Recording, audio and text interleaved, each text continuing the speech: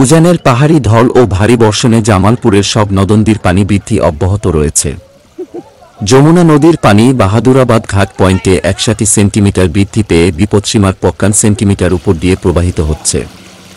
যমুনার পানি বিপৎসীমার উপর দিয়ে প্রবাহিত হওয়ায় জেলার ইসলামপুর, দেওয়ানগঞ্জ ও মাদারগঞ্জ উপজেলার ১২টি ইউনিয়নের নিম্নাঞ্চলে পানি প্রবেশ করেছে। এছাড়াও পুরাতন ব্রহ্মপুত্র, ঝিনাই ও জিঞ্জিরাম সহ সব নদনদীর পানি বৃদ্ধি পেয়েছে। বন্যা ও বৃষ্টির পানির তোড়ে জেলার দেওয়ানগঞ্জ উপজেলার সাথে পার্শ্ববর্তী কুড়িগ্রামের রৌমারী ও রাজীবপুর উপজেলার সড়ক যোগাযোগ বিচ্ছিন্ন হয়েছে। এছাড়াও দেওয়ানগঞ্জ খোলাবাড়ি সড়কে একটি ব্রিজের মাটি ধসে গেছে।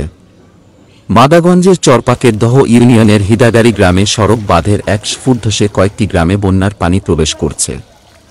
জেলার সকল নদ নদীগুলোর পানি বৃদ্ধি অব্যাহত থাকতে পারে বলে নিশ্চিত করেছেন জেলা পানি উন্নয়ন বোর্ড। বিস্তারিত দেখুন জামালপুর প্রতিনিধি শরীফুল ইসলাম ঝোকনের প্রতিবেদনে। আজকাল মধ্যে আঙ্গের পানি দিয়া বাড়ি ঘর আনেরই হয় জানছেন, আমরা বাড়ি ঘরে থাকতে পারছি না, আন্দাবার পানছি না, আমরা গরু বৌরি কিচ্ছু আমরা রাখতে পারতেছি না। কোনো যাই আঙ্গের কুল কিনার নাই। সকালে শুকনা ছিল, ৪-৫ ঘন্টার মধ্যেই ঘরে পানি উঠে গেছে গা, গরু বাঁচানোর খুব কষ্ট। আমার পানি কিনো হবো না হবো সেটা বলা যেতেছে না। যদি পানি আরও হয় তাহলে আমি কষ্ট হয়ে যাবো আরও। হ্যাঁ, সেটা এখন কি বিপদজনক, খুব বিপদের মধ্যে আমরা আছি গরু ছাগল নিয়ে।